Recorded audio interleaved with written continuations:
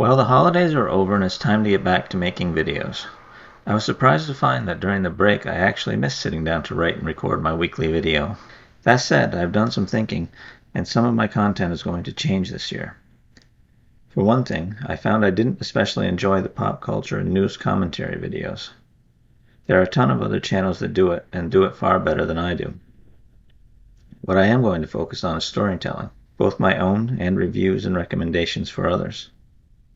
I'll also be doing previews of my novels as they come out, as well as getting my backlist done.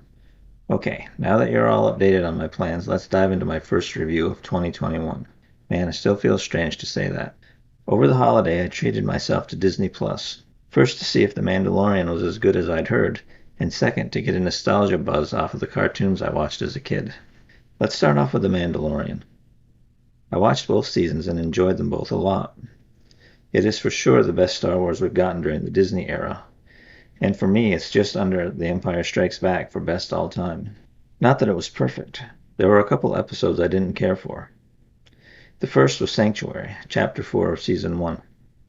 It wasn't the story that bothered me. It was how dark the night scenes were. I could hardly tell what was going on. I also wasn't thrilled with The Passenger, Season 2, Chapter 10.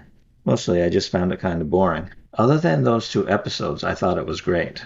9 out of 10 from me. Another Star Wars item I was interested in was the final season of The Clone Wars. That was also a mixed bag. I liked the Bad Batch episodes to begin with. Couldn't have cared less about the ones with the two sisters. And I loved everything with Darth Maul. Of all the decisions they made with the Clone Wars series, bringing back Maul was the best. He steals every scene he's in.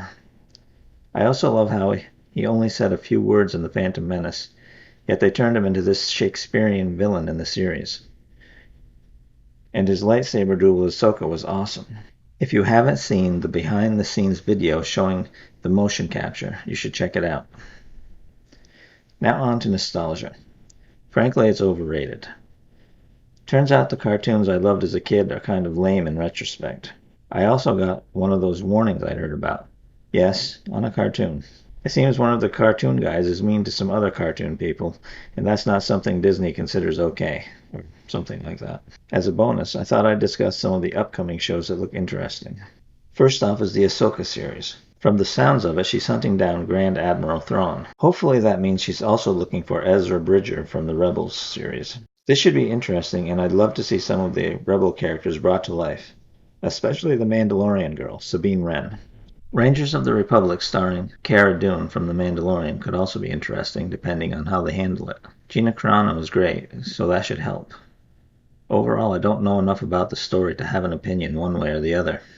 Next up is The Bad Batch, an animated series featuring the Clone Squad from the first few episodes of Clone Wars Season 7. I like those characters, but again, not enough information about the story to have a strong opinion one way or the other. Now we come to the Obi-Wan series. This one is either going to be really good or really bad. I don't see a lot of room for it to just be meh. On the plus side, I love Ewan McGregor's take on the character. On the downside, I don't really trust Disney to do a good job. I've been disappointed too many times. The best thing they could do is follow the Obi-Wan novel. I love that book, and if you haven't read it, you should totally check it out. Finally, the Star Wars show I think has the most potential. Andor. Now, I know from what I've seen on some other channels, I'm in the minority on this. And to be fair, I couldn't give a damn about the character of Cassian Andor. What really interests me is the time period and style of the story. If they do it right and make it dark and gritty, then it should be great. Like a cross between John Le Carré and Jason Bourne. If I could do it on my own terms, I would love to write this story. There are a few other projects I know nothing about, so I'll leave them for another video. As for the Marvel stuff, this is terrible, but I really don't care about any of it. If I hear good reviews, maybe I'll check them out, but otherwise, no. My final thoughts on Disney+. For me, it's going to be an annual 1-month purchase. Sign up in December, binge everything interesting, dump it in January. Kind of a brutal calculus, but with so many streaming services, choices must be made. If you enjoyed this video, please make an offering to the algorithm by liking, commenting, and subscribing. Talk to you next time. Bye.